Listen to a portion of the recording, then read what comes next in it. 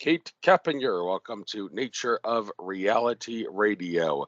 I had your business card. You said I met you at the Allentown Spiritual Conference, and glad to be able to reach out to you. You have your website, Lex Healing, and you're all about Reiki, it seems. So don't think we need to do a full blasted hour-long interview. Used to do 2-hour interviews, but that was a bad idea because people have lousy attention spans. And this will be maybe a 30 to 40-minute interview. Okay. So let's get right off the bat. Why don't you introduce yourself, tell your life story from a primary source perspective, who you are and what you experienced that caused you to do the stuff that you do. I don't have Alex Jones-itis. I do not interrupt my guests, so I will gladly put myself on mute, and you've got the floor. Oh, thanks so much. I really appreciate you having me. So my name's Kate, and I did start Lux Healing just about 6 months ago. I actually started looking into Reiki a couple of years ago. I am a single mom. My son has a variety of special needs, and it's just the two of us at home, and things can be incredibly stressful. So I was really just looking for something that would provide both of us a little bit of extra calm and clarity and create a little bit more peace in our household. That wasn't of the pharmaceutical variety. So I'd started looking around and I talked to some people and they'd mentioned that Reiki was a really great option. And as I was investigating it a little bit, I realized that for a little bit more than the cost of 2 sessions, one for me, one for my son, I could actually become a Reiki I practitioner.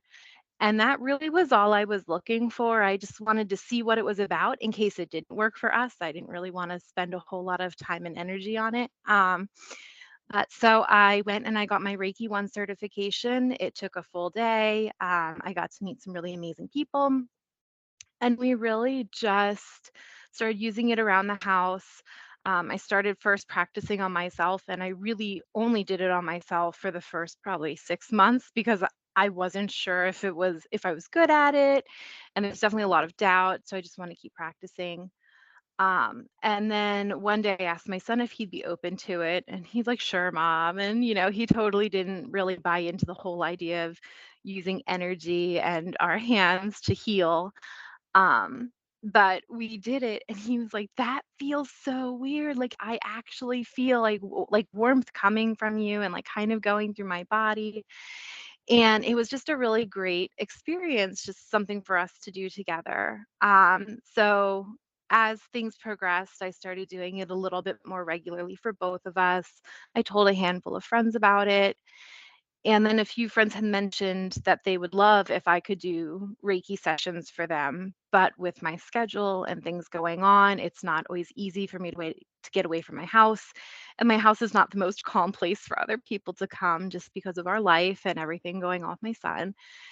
So I had done more research, and if you are able to master your Reiki 2 level, you're able to do distance healing and distance work. And that seemed interesting to me because I like helping people. And I was like, okay, well, if this is something I could do to help my friends, it has had such a positive impact on our house. And I would really like to offer that as just a gift to others. So I did my Reiki 2 last October, just about a year ago. And it was interesting. My Reiki master, she said, if you want to start a business, these are the things to think of. This is the stuff you need to be aware of. You'll need insurance, all the grown up businessy things.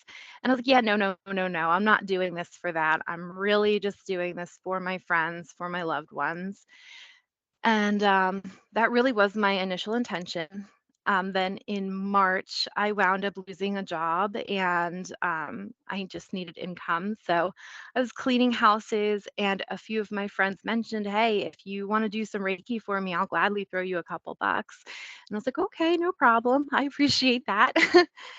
So between that and an idea that had been percolating in the back of my mind for a little while, I just decided, okay, I'm going to do this.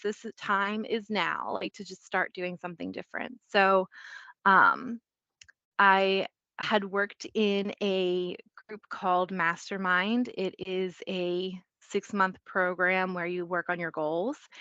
And so while I was in Mastermind, the tail end of it was this March period where things were kind of falling apart for my career. And I had just mentioned that I really like Reiki. I really like writing. I think there's something there.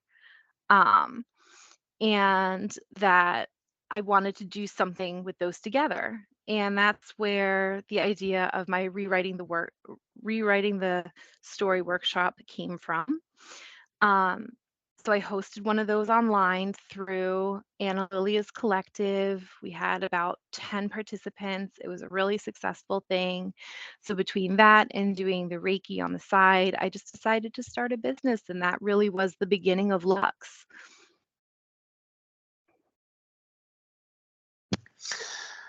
Okay, Lux.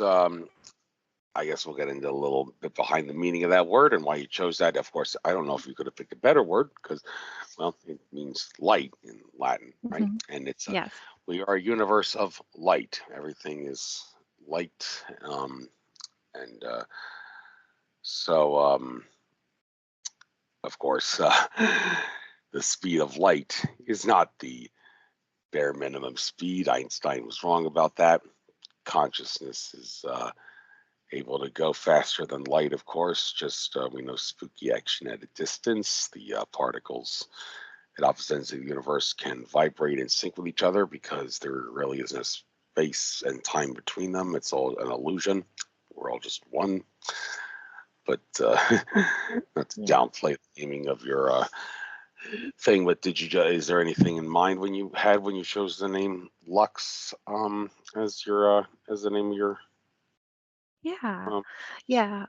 So, I feel like there was a couple meanings behind that. First off, I want to be someone who feels accessible to as many people as possible, and I feel like a lot of people resonate with the idea of like light being a good thing and just being open. And so I knew I wanted my not catchphrase, but my slogan to be like, let the light in, like, let the light and healing in and just feel at peace. And I took 4 years of Latin in high school. At the time, I was a little cranky about it.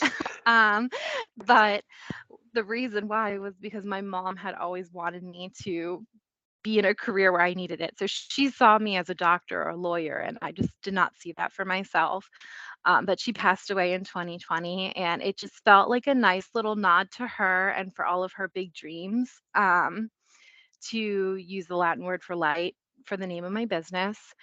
And I hope that I am making her proud because I think that with this choice, I'm helping a lot of people, which I think ultimately had always been the goal and what she wanted. So that's where that came from. all right, so now we'll get into Reiki. All right, Mhm. so maybe a little preaching to the choir here because I've had so many Reiki guests on my show, but still never gets old, never worth not talking about. So why don't you explain what Reiki is, specifically what kind of Reiki that you do, and then we'll try to ask some science-based questions about it. All right. Okay. Okay. So I learned how to do the Usui method of Reiki.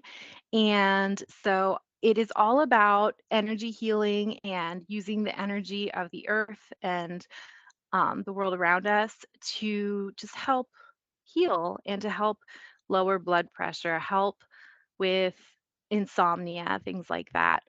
Um, so it has a lot of different uses. I have found that my calling seems to be more in helping people with their moving energy around trauma or past history, definitely helping them feel more at peace with things that have happened and how to move forward in the future. So that's really my niche. And yeah.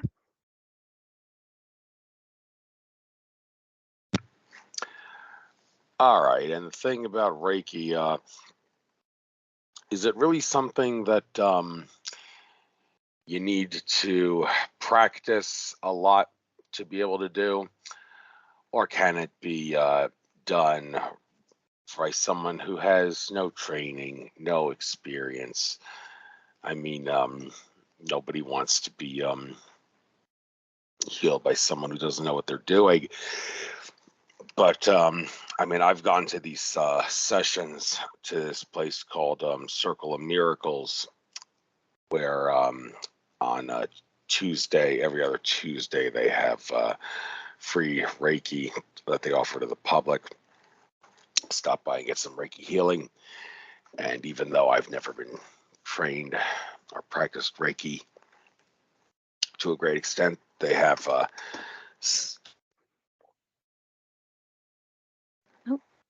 and do Reiki heal. Is something wrong? Are you there? Oh, Oh, okay.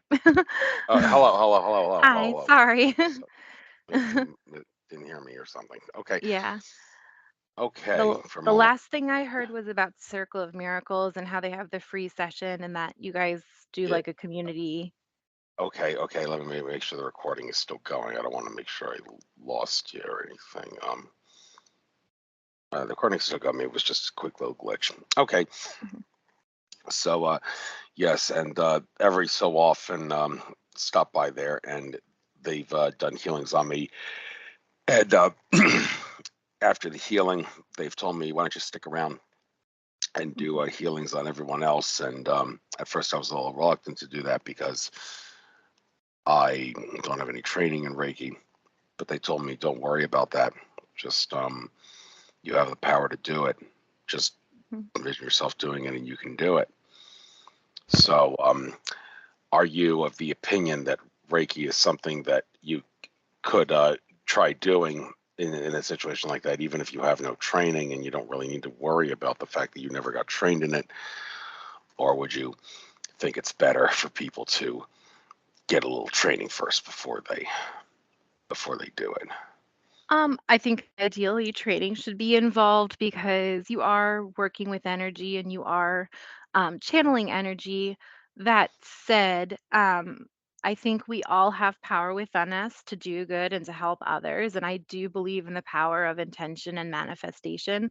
So I have no doubt that anyone can send good energy to someone who needs it. Like, I don't think that you need formal training to do that. However, if someone is saying they are a Reiki practitioner, and especially if they are collecting any kind of monetary stuff, they should absolutely have training because you are saying you're a specialist, and there are certain things that you learn in the process that do make it more intentional and stronger and can really help with different things. All right. Okay, thank you very much. All right.